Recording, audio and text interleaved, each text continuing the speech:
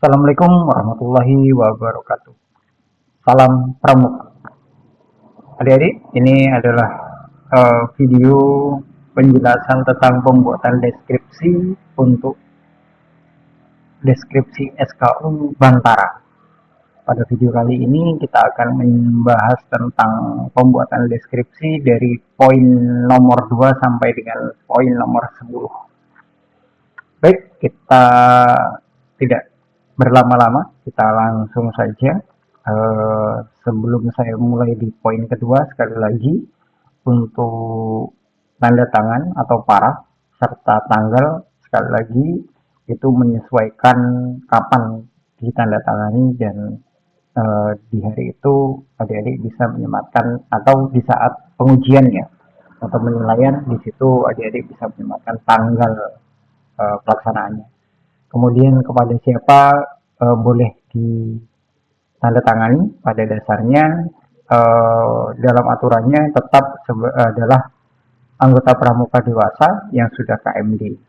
Nah, namun sekali lagi ada hal-hal tertentu yang boleh ditandatangani oleh orang lain yang memiliki bidang atau dianggap profesional seperti itu. Hal itu nanti bisa ditanyakan atau dimintai pertimbangan oleh pembinanya di pangkalan masing-masing, siapakah yang akan menandatangani. Bisa juga nanti adik-adik bisa diuji atau dinilai oleh pihak lain, tapi yang menandatangani tetap pembinanya, itu juga boleh seperti itu. Baik, kita lanjut di SKU Bantara. Nah, ini SKU Bantara ya, adik-adik. Jadi adik-adik untuk nomor 2, berani menyampaikan kritik dan saran dengan sopan dan santun kepada sesama teman.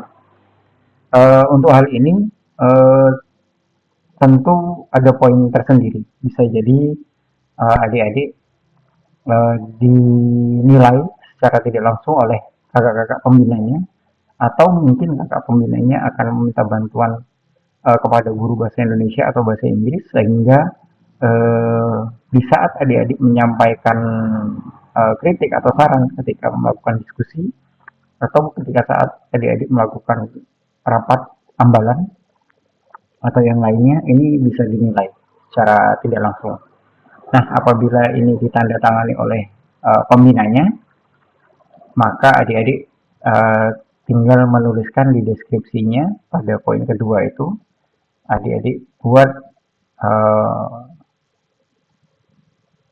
mampu menyampaikan kritik dan saran dengan sopan dan santun kepada sesama teman. Nah, cukup itu saja sudah cukup untuk mendeskripsikan di poin kedua. Di poin ketiga dituliskan dapat mengikuti jalannya diskusi dengan baik. Nah, biasanya ini serempak ini penilaiannya, sehingga adik-adik tinggal jika sudah ditandatangani atau diparaf oleh pembinanya, adik-adik tinggal membuat di deskripsinya telah mengikuti diskusi dengan baik, seperti itu juga boleh. Selanjutnya di poin keempat, di situ tertulis dapat saling menghormati dan toleransi dalam bakti antar umat beragama. Nah, di sini ada toleransi dalam bakti antar umat beragama. Bisa jadi ini kegiatan-kegiatan yang berkaitan dengan bakti,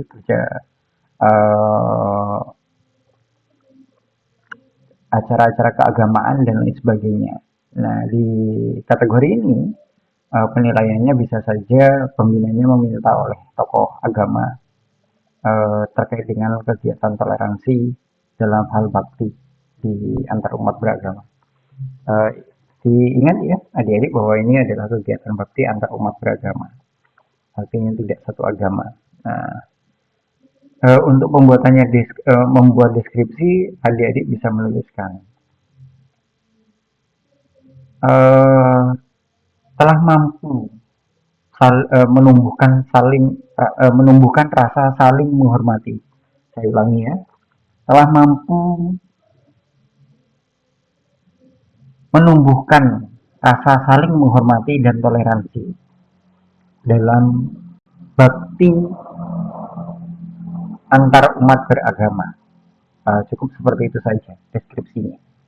Kemudian di poin kelima, itu adik-adik di sana sudah tertuliskan mengikuti pertemuan ambalan sekurang-kurangnya 2 kali setiap bulan.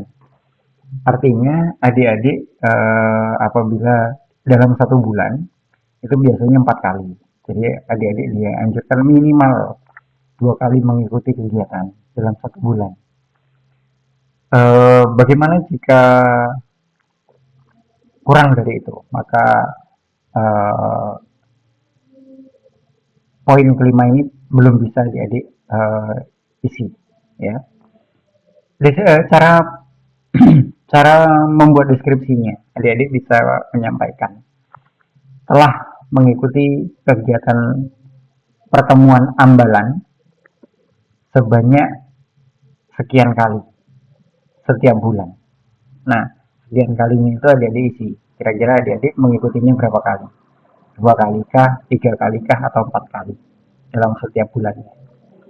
Kemudian di poin ke-6, di situ tertulis setia membayar iuran kepada gugus depan dengan uang yang diperoleh dari usaha sendiri. Artinya di penggalang itu adik-adik sudah punya iuran yang berasal dari uang saku sendiri ya adik-adik ya. Di dalam deskripsinya adik-adik jelaskan membayar iuran secara rutin pada gugus depan. Boleh seperti itu atau boleh juga adik-adik menuliskan membayar iuran kepada gugus depan sebesar titik-titik. Nah, nominal dari iuran itu berapa per bulannya? Seperti itu.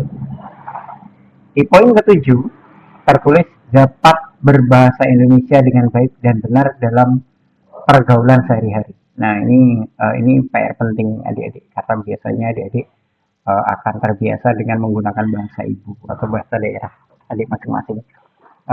Ini konteksnya juga nanti akan bersesuaian dengan poin kedua dan ketiga. Namun ketika ini nanti diparaf oleh kakak pembinanya, adik-adik dapat menuliskan deskripsinya. Mampu berbahasa Indonesia dengan baik dan benar dalam pergaulan sehari-hari. Tentu ini tidak hanya 1-2 kali adik-adik latihan atau ini ya. Namun penggunaan bahasa Indonesia yang baik dan benar ini dilakukan secara kontinu sehingga dapat diparaf. Kemudian di poin ke-8 telah membantu kegiatan di Ambalan. Kegiatan di Ambalan ini kan banyak sekali adik-adik. Jadi apapun kegiatannya, mulai dari pengamanan, penertiban, membantu hal-hal yang merupakan kegiatan Ambalan, maka itu bisa bisa diklaim sebagai telah melaksanakan poin ke-8 ini. Nah, di deskripsinya adik-adik tinggal jelaskan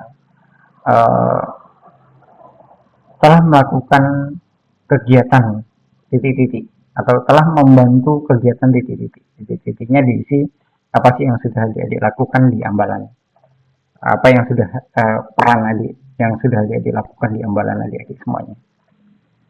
Kemudian di poin 9 telah ikut aktif kerja bakti di masyarakat minimal 2 kali. Ini adalah kegiatan di masyarakat adik-adik kerja bakti. Lalu mungkin ada juga yang bertanya, ini pernah terjadi di kakak, kak saya di lingkungan kami itu tidak ada kerja bakti karena kami tinggal di perkotaan. Nah, dan kondisi kebersihan dan lain-lain itu sudah ada petugas dari pemerintahan. Maka adik-adik bisa gunakan yang lingkupnya besar. Misalnya adik-adik ikut membantu membersihkan tempat ibadah atau mungkin kegiatan kerja bakti di sekolah yang melibatkan masyarakat. Nah, setelah 2 kali adik-adik sudah layak untuk mengisi SKU poin ke-9. Deskripsinya adik-adik tinggal sampaikan telah melakukan kerja bakti sebanyak 2 kali. Kalau misalnya lebih, misalnya kak kami rutin dalam 1 minggu sekali. Ya sudah, kira-kira ketika adik-adik mengisi ini sudah berapa kali. Nah, boleh dicantumkan di deskripsinya. Di poin ke-10, dapat menampilkan kesenian daerah di depan umum minimal 1 kali. Nah, jadi adik-adik sudah menampilkan, ya, adik-adik sudah menampilkan kegiatan kesenian di depan umum, maka adik-adik bisa mengisi sudah dianggap menyelesaikan SKU poin ke-10 ini. Deskripsinya adik-adik buat menampilkan titik-titik, misalnya seni kuda lumping atau mungkin seni tari budaya daerah adik-adik misalnya. Nah, itu dijelaskan di situ apa yang adik-adik tampilkan, sehingga poin nomor 10 ini jelas. Baik, demikian untuk penjelasan pengisian deskripsi SKU nomor 2 sampai nomor 10. Sekali lagi, jika adik-adik ada pertanyaan, boleh disampaikan di kolom chat. Sampai jumpa di poin 11 dan berikutnya. Sampai bertemu di video berikutnya. Terima kasih. Assalamualaikum warahmatullahi wabarakatuh. Salam Pramuka.